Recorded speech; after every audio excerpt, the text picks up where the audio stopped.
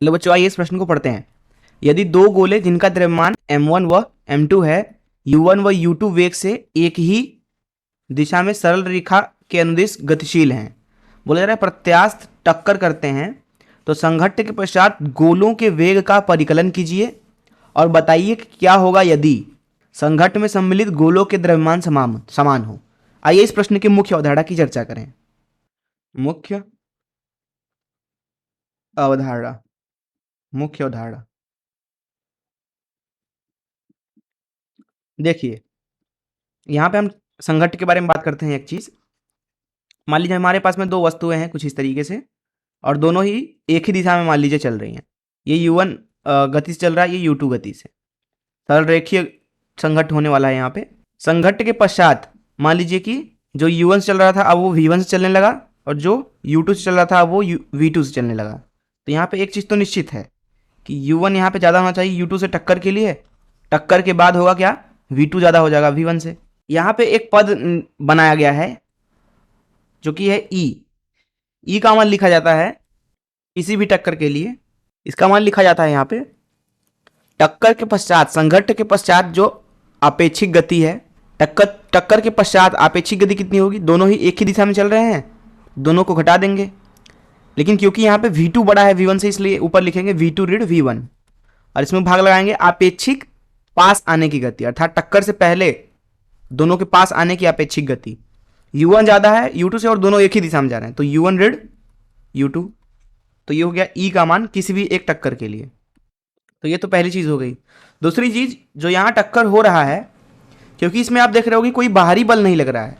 जो बल होता है उसको हम देते हैं F बराबर dp सदिश भागे dt से, अर्थात संवेग में जो उसकी दर परिवर्तन होती है, परिवर्तन की दर वही बल होती है।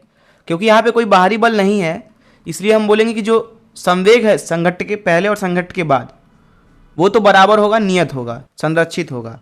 प्रारंभ में जो संवेग है, मान लीजिए इसका द्रव्यमान m1 है, इसका द्रव्यमान m2 है, तो प्रारंभ में जो संवेग है वो है mu1 धन m2u2, m1u1 धन m2u2, क्योंकि दोनों एक ही दिशा में। ये बराबर होना चाहिए अंतिम संवेग के, अर्थात m1v1 धन m2v2 के बराबर। इसको समीकरण 1 बोल देते हैं। तो ये हो गई दूसरी चीज संघट्ट के लिए। अगर मैं यहाँ पे बात करता हूं प्रत्यास्थ संघट्ट की, प्रत्यास्थ संघट्ट की,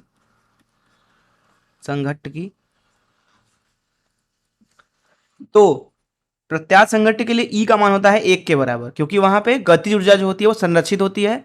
इसलिए हम बोलेंगे कि ई जो कि था v2 ऋण v1 भागे u1 ऋण u2, इससे हमें मिलेगा u1 ऋण u2 बराबर v2 ऋण v1। इसको समीकरण 2 बोल देते हैं। देखिए, प्रत्यास्थ संघट्ट हो, अप्रत्यास्थ संघट्ट हो, आंशिक रूप से प्रत्यास्थ अथवा आंशिक रूप से अप्रत्यास्थ, ये वाला जो चीज है वो तो तीनों संघट्ट के लिए सही है, क्योंकि संवेग तो संरक्षित होगा ही बिना बाहरी बल लगे। वहीं जो ये वाला चीज लिखा हमने, ये भी किसी भी संघट्ट के लिए सही है। ई का मान, अगर संघट्ट सरल रेखीय है, अब प्रारंभ में गतियां कुछ इस तरीके से हैं, जब ये दोनों गेंदें चिपक जाएंगी तो वहां पे ये v2 ऋण v1 जो है वो शून्य हो जाएगा, तो ई का मान शून्य हो जाएगा वहां के लिए। तो इन मुख्य अवधारणा का इस्तेमाल करके चलिए प्रश्न को हल करते हैं।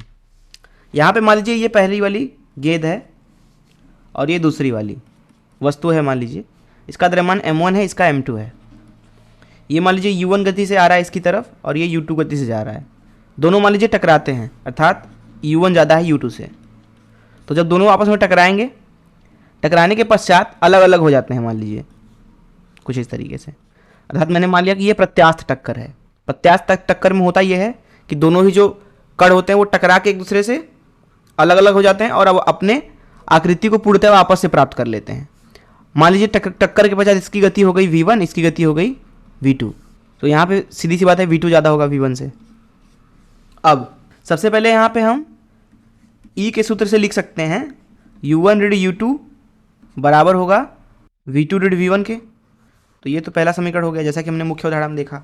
संवेग के संरक्षण से यहाँ पे लिख सकते हैं m1u1 धन m2u2 बराबर m1v1 धन m2v2। हम क्या करते हैं कि m1u1 और m2u2 इसको कुछ बोल देते हैं, मान लीजिए अल्फा बोल देते हैं। तो यहाँ से हमें मिलेगा m1v1 धन m2v2 बराबर अल्फा के। वहीं हम इस u1 ऋण u2 को k बोल देते हैं। तो यहाँ से हम बोल देंगे k बराबर v2 ऋण v1। अब हम क्या करते हैं कि इसको ये समीकरण 1 से हटा के इसको समीकरण 1 नाम दे देते हैं और इसको समीकरण 2 नाम दे देते हैं। समीकरण 1 से हम क्या करते हैं कि v2 का मान उठा करके यहाँ पे डाल देते हैं समीकरण 2 में। तो यहाँ है m1 v1 धन m2 v2 की जगह पे डालेंगे तो k धन v1 बराबर अल्फा, अर्थात यहाँ से आपको v1 मिलेगा। यहाँ है m1 v1 धन m2 v1 धन m2 v1 और इधर है अल्फा ऋण m2 k। ये हो जाएगा v1 और यहाँ हो जाएगा m1 धन m2 और इधर आ जाएगा अल्फा ऋण m2 k। तो आपको v1 मिला, यहाँ से v1 बराबर अल्फा भागे m1 धन m2 ऋण m2 k भागे m1 धन m2।